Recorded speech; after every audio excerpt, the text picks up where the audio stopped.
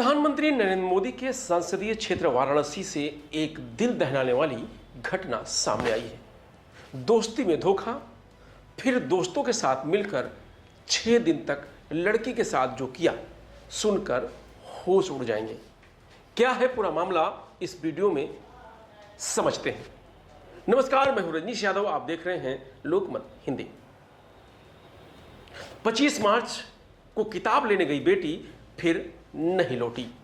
पिता कहते हैं कि मैं ड्राइवर हूं, गाड़ी चलाता हूं, हम गरीब लोग हैं। हमारी जिंदगी में इस भूचाल की शुरुआत 29 मार्च की सुबह हुई। बेटी ने कहा कि कुछ किताब खरीदनी है, मैं एक सहेली के साथ बाजार तक जा रही हूं। हम लोगों को लगा कि बेटी 4-5 घंटे में घर वापस आएगी, मगर ऐसा हुआ नहीं। घर वालों ने उसका मोबाइल नंबर मिलाया, मगर फोन बंद था। फिर रिश्तेदारों, उसके दोस्तों को फोन किए, कुछ पता नहीं चला, लोग घबरा गए। उसके बाद लालपुर पांडेपुर थाने पहुंचे, बेटी के लापता होने की शिकायत पुलिस को सौंपी। पुलिस ने बेटी का हुलिया पूछा, फिर रिपोर्ट लिखी। पुलिस ने भरोसा दिया कि हम पता कर रहे हैं, जैसे ही कुछ मालूम होगा आपको बता देंगे। 30 मार्च सड़कों पर बेटी को ढूंढते रहे। हम लोग फिर से थाने पहुंचे। पुलिस वाले अब ज्यादा बातचीत नहीं कर रहे थे। उन्होंने बताया कि अभी तक कुछ पता नहीं चला है। बेटी की तस्वीर को दूसरे थानों में भेजा गया है। फिर लोग निराश हो गए। वाराणसी की सड़कों पर बेटी को ढूंढते रहे, मगर शाम तक बहुत कुछ पता नहीं चला। ऐसे में 5 दिन बिटिया को ढूंढते रहे। पिता की माने तो दिन बीतने के साथ चिंता बेटी को लेकर बढ़ती जा रही थी। ब्लड प्रेशर हाई हो गया था। 4 अप्रैल की सुबह लालपुर थाने से फोन आया कि आप लोग थाने आ जाइए, आपकी बेटी मिल गई है। हम थाने पहुंचे। बेटी को थाने के एक कमरे में बैठा रखा था। वह मुझे देखकर पहचान तक नहीं पाई। महिला पुलिस उसको संभाल रही थी। वह बहुत नशे में थी। हम लोग ज्यादा कुछ नहीं जान पाए। पुलिस ने कहा, आप बेटी को घर लेकर जाइए, कार्रवाई हम कर रहे हैं। फिर बेटी को लेकर घर चले गए। उसकी हालत बहुत खराब थी। वो ज्यादातर समय रोती रही, बीच बीच में दर्द से चिल्लाती रही। उसको अगले 2 दिन तक ऐसे ही संभालते रहे। 6 अप्रैल को बेटी होश में आई। फिर जो बताया सुनकर होश उड़ गए। पैरों के नीचे की जमीन खिसक गई, कलेजा फट गया। बेटी के साथ हुई घटना को बयां करते वक्त पिता भावुक हो गए। बेटी के साथ 6 दिन में 23 लड़कों ने हैवानियत की, फिर सड़क किनारे फेंक दिया। पुलिस ने पहले हमारी मदद तक नहीं की, फिर मीडिया के दबाव में 7 अप्रैल को FIR दर्ज की। बेटी अब घर के लड़कों को भी देखकर चीख उठती है। बेटी ने क्लास में पढ़ने वाले दानिश, साजिद, राज खान और आयुष के नाम बताए हैं, जो उसको अपने साथ लेकर गए थे। जिन लड़कों पर उसने भरोसा किया, उन्होंने ही धोखा दिया। वह इस वक्त मेंटल ट्रॉमा से गुजर रही है। उसने बताया कि उसको क्लास में पढ़ने वाले 4 लड़कों ने नशे की लत लगाई, उसकी जिंदगी को नर्क बना दिया। उसने खुद के अगवा होने, होटल में गुमराह करने से लेकर गैंगरेप की कहानी सुनाई। वह काफी दहशत में थी। वह सब सुनकर परिवार के बाकी लोग रोने लगे। समझ ही नहीं आया कि किससे बात करें, क्या करें। फिर थाने पहुंचे। जो कुछ बेटी ने बताया उसको लिखकर पुलिस को दिया।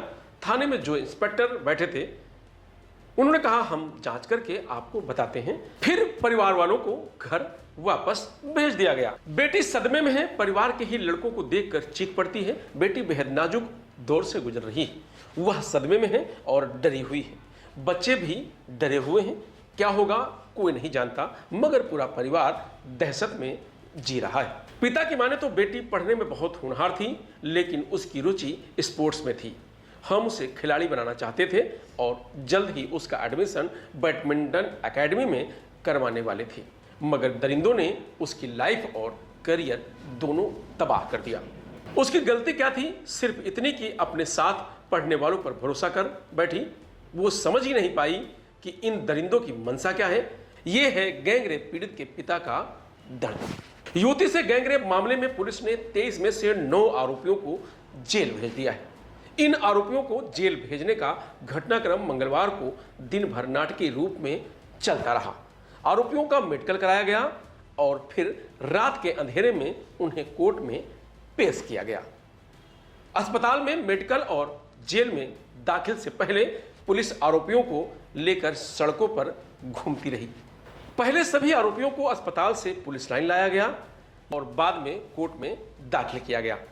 स्पेशल जज से अपील के बाद कई थानों की फोर्स लगाकर 9 आरोपियों की पेशी कराई गई। पुलिस उन्हें गेट नंबर 3 से लाकर सीजीएम कोर्ट तक ले गई। पुलिस के आला अफसर हर मोमेंट का अपडेट लेते रहे।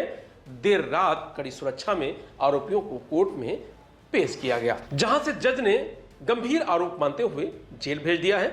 इन सभी को 14 दिन की न्यायिक हिरासत में जेल भेजा गया है। लड़की को रेप करने के दौरान जहां जहां रखा गया उसकी छानबीन के लिए पुलिस ने 3 टीमें बनाई हैं। इनको अलग अलग टास्क दिए गए। एक टीम को मलदहिया एरिया के हुक्काबार, लंका इलाके के कैफे और होटल को देखना है। यहां लड़की के साथ रेप किया गया, वहां छानबीन करनी है। दूसरी टीम को लंका मलदहिया इलाके के सीसीटीवी देखना है, लड़की के मूवमेंट के साक्ष्य इकट्ठा करने हैं। तीसरी टीम इस केस से जुड़े सभी लोगों के बयान रिकॉर्ड करेगी। 12 की पहचान हो चुकी है, बचे हुए 11 आरोपियों की पहचान करना है। मौके का मुआयना और डिजिटल एविडेंस तैयार करना है।